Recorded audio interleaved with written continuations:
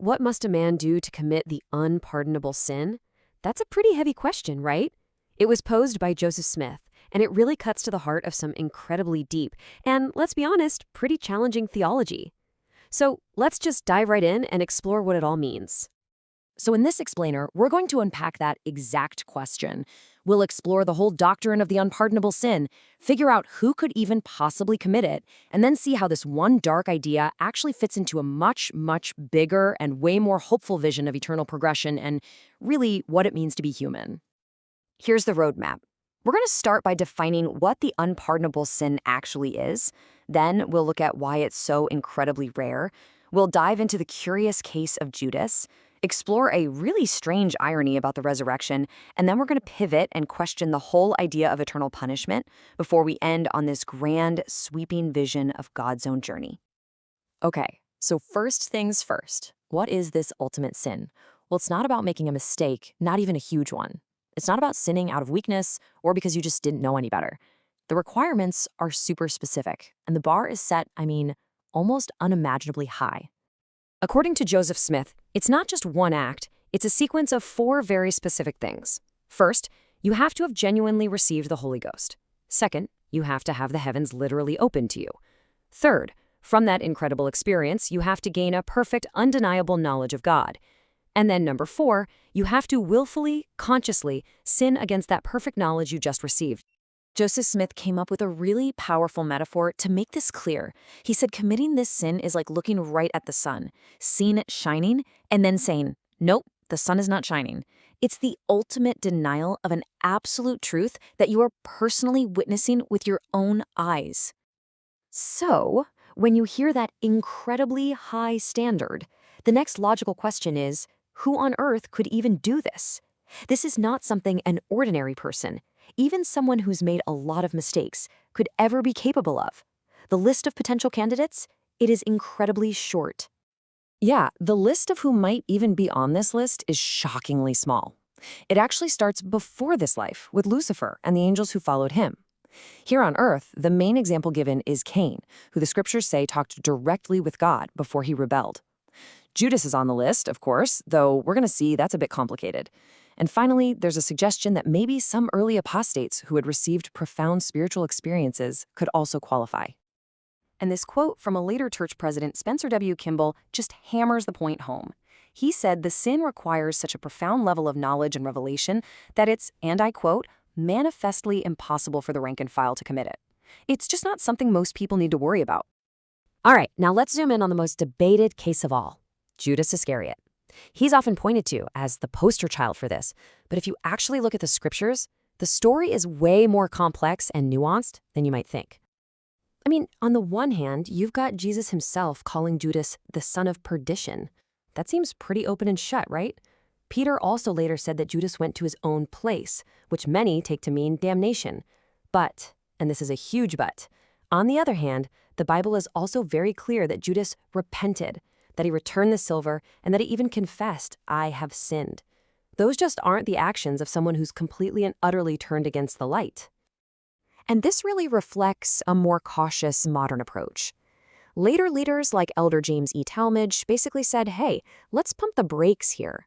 They looked at all this ambiguity and concluded that we simply are not justified in making a final judgment call on Judas's soul. Okay, this next part is maybe one of the strangest and most paradoxical ideas in this whole discussion. It has to do with the resurrection and what happens to those very, very few mortals who actually do commit the unpardonable sin. To get this, you have to understand that there are basically 2 different classes of these souls. You've got the pre-mortal group, Lucifer and the spirits who followed him. They rebelled before ever coming to earth, so they never got physical bodies.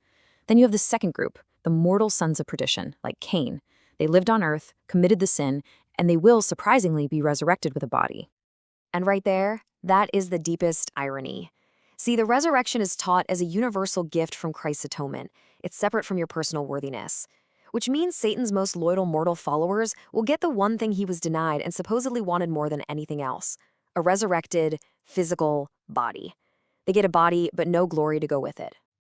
All of this dark talk about damnation and punishment, it naturally leads us to a much bigger, more fundamental question.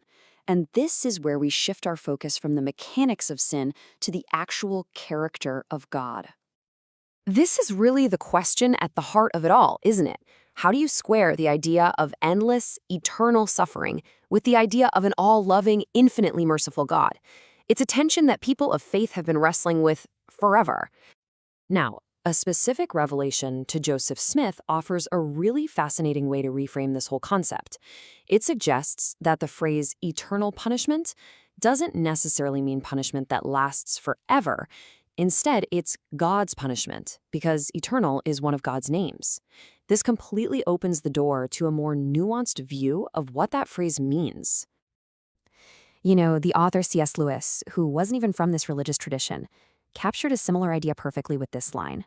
The suffering of the damned might not be some torture inflicted by God, but rather the natural, chosen consequence of locking yourself away from all light, all love, all truth. It's a self-imposed exile.